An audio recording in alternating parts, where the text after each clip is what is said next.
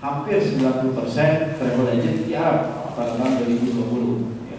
Termasuk juga di Jawa Barat. Kenapa? Karena hampir seluruh wilayah, hampir seluruh negara ya, melakukan pembatasan perjalanan, ya. Sehingga kita tidak bisa melakukan perjalanan baik luar negeri ataupun bahkan di dalam negeri, apalagi yang masuk dari luar negeri ke Indonesia. Kemudian dengan adanya pembatasan perjalanan, larangan untuk berkumpul, berkerumun dan sebagainya, membuat bisnis travel agent menjadi sangat terpuruk. Pada tahun 2020 sekali lagi hampir 90 sampai 95% semua travel agent itu tiarap, tutup sementara. Ada yang melakukan PHK, ada yang melakukan pengurangan karyawan, ada yang merumahkan karyawan, ada yang tetap bertahan dengan sistem shifting dan sebagainya, ya. Tetapi yang jelas memang hampir semua travel agent sangat terdampak. Anggota kita di Jawa Barat itu ada sekitar 700 lebih ya, 700 lebih data terakhir ya. Ini juga mengalami stagnasi yang luar biasa. Kita mendapatkan laporan banyak sekali anggota kita yang tutup. Hari ini memang alhamdulillah sudah ada sebagian besar yang sudah mulai beraktivitas kembali dengan skala terbatas, ya, tidak terlalu banyak, dengan operasional terbatas, tapi memang kegiatannya masih belum banyak. Asita sebagai asosiasi tetap eksis, tetap melakukan hal-hal yang berkenaan dengan keperluan anggotanya, ya. Secara general yang kita lakukan adalah langkah-langkah untuk memberikan optimisme kepada anggota, itu yang paling penting, ya. Berkoordinasi dengan pemerintah melalui kementerian, dinas dan sebagainya, dan rangka penyaluran BLT dan sembako, ya, sembako juga, ya. Sembako ini memang tidak semuanya bisa dibagikan, ya, tapi kita berusaha supaya paling tidak karyawan daripada Biro Perjalanan ini bisa mendapatkan sembako tersebut. Kemudian juga termasuk pelatihan-pelatihan online yang kita koordinasikan dengan kementerian juga sudah berjalan, ya. Tujuannya adalah supaya pada saat pandemi kemarin, di saat tidak banyak aktivitas, kawan-kawan ini bisa banyak belajar, ya, sehingga pada saatnya nanti kalau pandemi sudah berlalu, ada hal-hal baru yang mereka bisa lakukan. Rasa optimisme yang tinggi, ya, pada tahun 2021 situasinya akan lebih baik pada tahun 2020. Karena itulah yang kita harapkan, tentu saja anggota-anggota kita ini harus segera mempersiapkan diri, ya. Kemudian kegiatan-kegiatan lain yang akan kita lakukan pada tahun 2001, tentu saja termasuk pelatihan masih yang tetap kita lakukan, ya, pelatihan untuk menyiapkan anggota, karena di Asita ini bergabung banyak sekali, ya, anggota-anggota dengan beberapa genre yang berbeda, ya.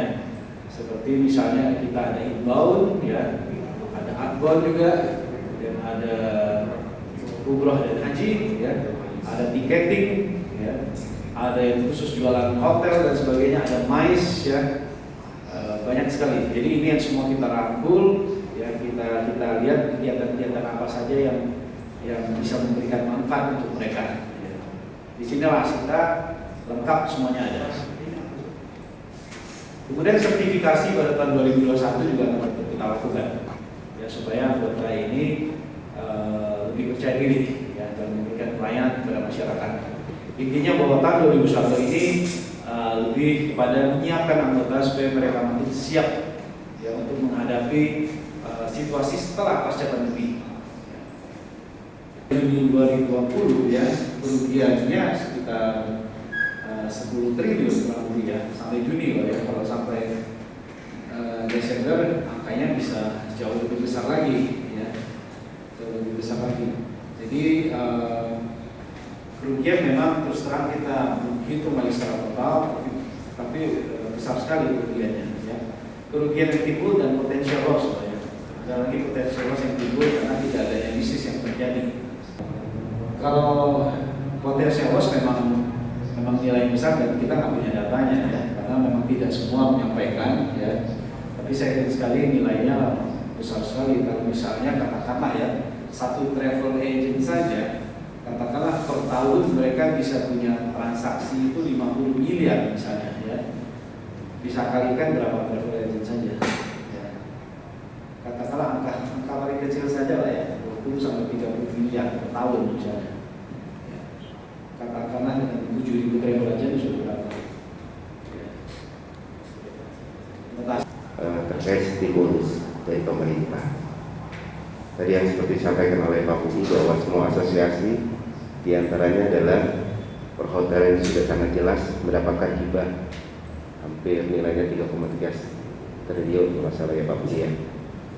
Nah pertanyaan saya adalah sejauh mana Asita asosiasi mendorong agar teman-teman Asita juga mendapatkan stimulus seperti yang lain gitu Pak. Maksud saya, apakah dalam pemberian stimulus itu ada kriteria-kriteria tertentu, sementara Asita juga paling terdampak dari pandemi ini.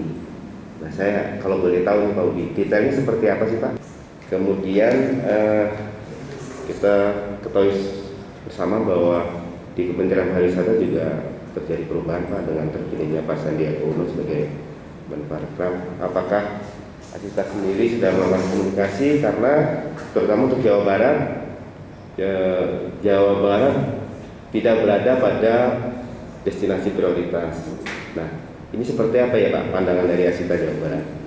Maksudnya Pak tadi dari Jalan Jagung saya ya, ini mengenai stimulus ya. Stimulus untuk pelaku pariwisata seperti yang saya sampaikan tadi, bahwa memang kita asosiasi selalu masih mengusahakan ya. Memang belum ada titik terang ya sampai waktu dengan Pak Wisnu Tama kemarin ya. Nah kita berharap di era Pak Sandiaga Uno ini hal-hal tersebut bisa direalisasikan ya. Mudah-mudahan beliau sebagai pelaku UMKM bisa dipaham bagaimana seorang pelaku itu juga harus dibantu ya, supaya bisnisnya bisa berjalan dan tenaga kerja kebutuhan tenaga kerja itu juga tidak terganggu gitu ya. Kemudian mengenai masalah